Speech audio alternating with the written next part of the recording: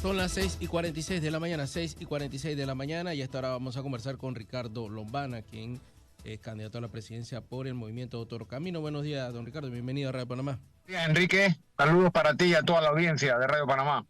Ricardo, estado de emergencia decretado por el gobierno, pero ya casi a lo último, cuando lo peor había pasado, ya arrancado las lluvias, y preocupa mucho, ¿no? Porque cuando se habla de estado de emergencia se habla de mucha contratación directa, de que se saltan algunos procesos. Veíamos una publicación que hace usted en redes sociales explicando un poco lo peligroso al final. Sí, correcto. Ya tenemos experiencia con este gobierno decretando estado de emergencia en situaciones como la pandemia, que tal vez lo requería desde el punto de vista de la salud, por la amenaza, obviamente, de esta terrible pandemia. Sin embargo, para todos los panameños fue evidente que el estado de emergencia fue aprovechado por el gobierno para hacer negocios, porque se abrevian los trámites, se minimizan o se flexibilizan los controles, la fiscalización, reina la contratación directa y contratación directa dirigida desde Presidencia de la República. Ahora vemos otro estado de emergencia por una situación de sequía que coincido con usted al evaluarla como tardía, pero llama la atención, porque obviamente dentro del estado de emergencia nuevamente podrían darse o aprovecharse para contrataciones que no tengan los controles y no cuenten con la fiscalización y nuevamente vengan órdenes o instrucciones desde Presidencia. Pero más grave que todo eso, o igual que todo eso, y ese es el planteamiento que hemos estado compartiendo con toda la población desde hace dos días, es que casi en paralelo con la declaratoria de esta emergencia por sequía, por una crisis hídrica, el propio gobierno aprueba el estudio de impacto ambiental del proyecto minero de Cerro Quema, que es un proyecto minero que está precisamente, y no sé si decir irónicamente, en el corazón del arco seco del país, distritos de Macaracas, distrito de Tonosí, provincia de Los Santos, región del país mayormente afectada por la falta de agua, por la sequía y por la crisis hídrica. Entonces, es una total contradicción que por un tiempo el gobierno aparentemente luzca preocupado por la situación ambiental y climática y por otro lado sigue tomando medidas que atentan contra nuestras fuentes hídricas o con nuestra agua, es decir, contra nuestra salud. Y además es doblemente grave porque este estudio de impacto ambiental, Enrique, para los que no lo saben, es un estudio de impacto ambiental presentado hace 8 años. Entonces, es un estudio de impacto ambiental totalmente desactualizado, lo cual es una irresponsabilidad por parte del gobierno. Y este proyecto no solo compromete por los daños irreversibles que causa este tipo de minería a cielo abierto a nuestro ambiente, a nuestra tierra, a nuestros recursos, a nuestro futuro, sino que hay una contaminación directa de fuentes hídricas como el río Tonosí, por ejemplo, por parte de esta explotación minera.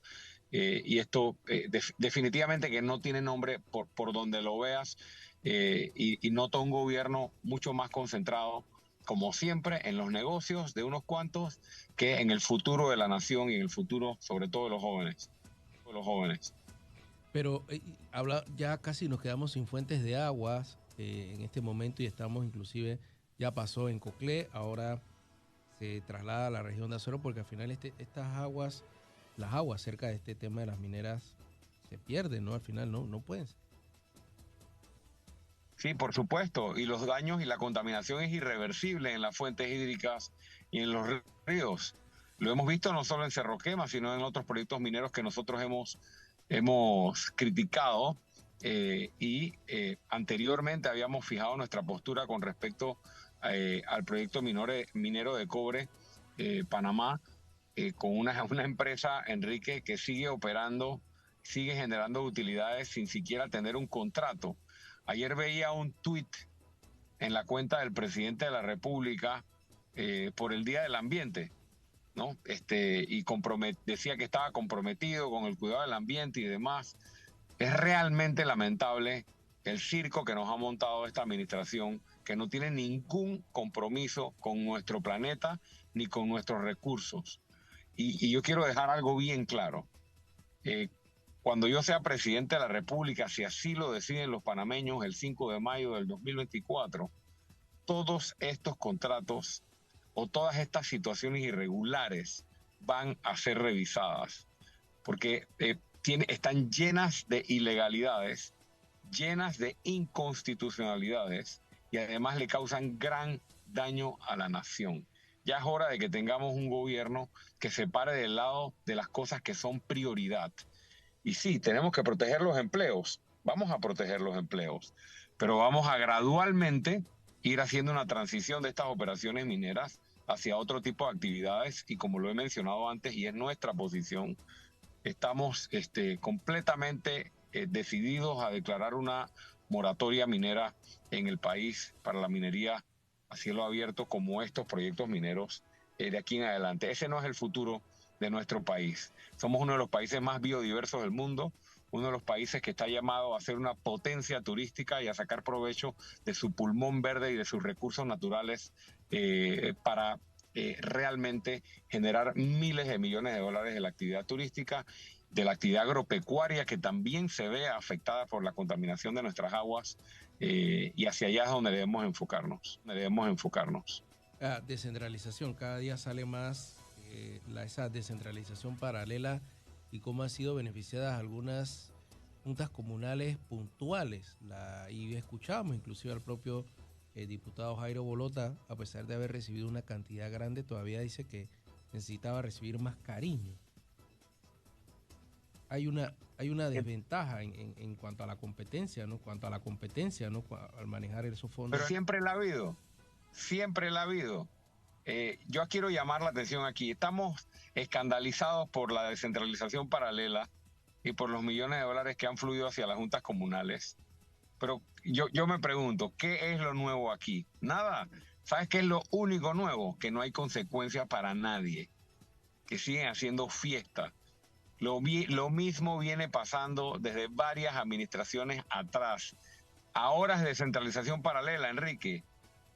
Antes, en la administración anterior, fue las partidas 080 y las partidas 172. Antes, en la administración anterior, eran las partidas circuitales y que se llamó así o se llamaron así por dos administraciones, partidas secretas. O sea, es el mismo caso de millones y millones de dólares de los panameños siendo utilizados para política, nada más le cambian el nombre y cambian el mecanismo. Entonces aquí, en lugar de sorprendernos, lo que tenemos que hacer es como ciudadanos despertar y poner un alto en esta fiesta y que haya consecuencias. O sea, no puede ser que gobierno tras gobierno sigue utilizando la misma práctica. Vuelvo a decirle a todos los panameños, nosotros estamos aspirando a llegar a gobierno para no negociar con corruptos.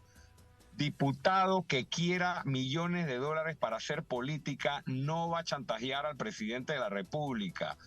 Vamos a presentar las pruebas ante la justicia para que lo investiguen y si lo tienen que meter preso, lo metan preso y se acabe el relajo con los dineros de los panameños.